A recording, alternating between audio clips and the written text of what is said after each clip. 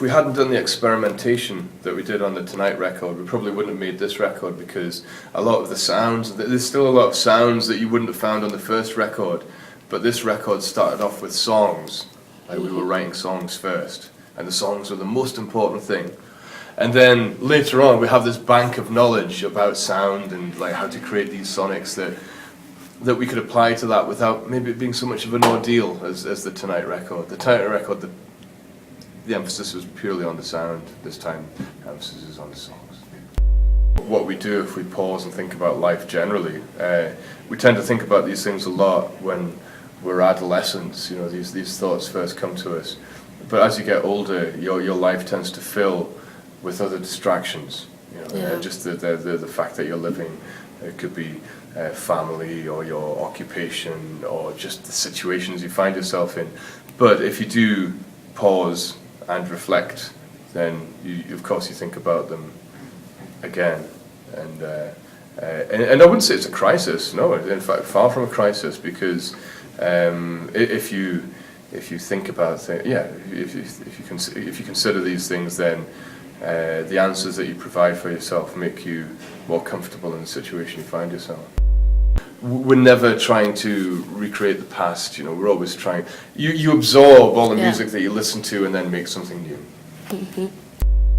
And so we didn't want to take in a big name outside producer who's going to tell us how to sound. We know kind of how to make our band sound good, but in the same way that in the band the four of us collaborate together, we exchange ideas and then come up with better ideas.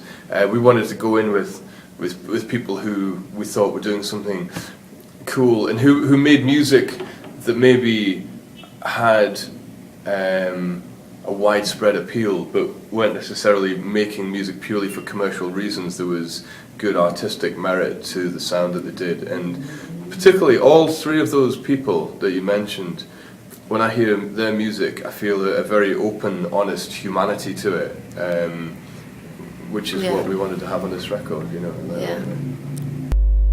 Nick and I were sitting at Sausage Studios in London, recording the vocals for Fresh Strawberries, or recording the harmonies, and there was a high part, we couldn't sing it, and we thought, who do we know that has a really beautiful voice that can sing high? I thought, oh yeah, Roxanne's rehearsing around the corner with Veronica Falls, and her studio was 200 yards away from Sausage Studios, so we gave her a phone, she came round, recorded it in an hour or two, it sounded cool, and we're talking about it now.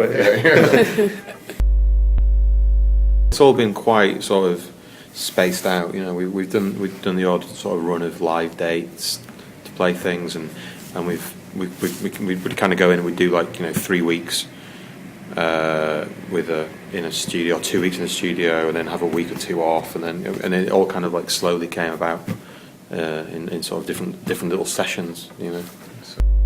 And so this record, like I said, we recorded it over 1.5 to 2 years, and it's like a compilation of the best songs from all these sessions. It's almost like a compilation of the best songs from a series of EPs. It's more like that than an album in many ways. And it wasn't planned, it's the way it happened, and we knew it was ready when the whole sounded good.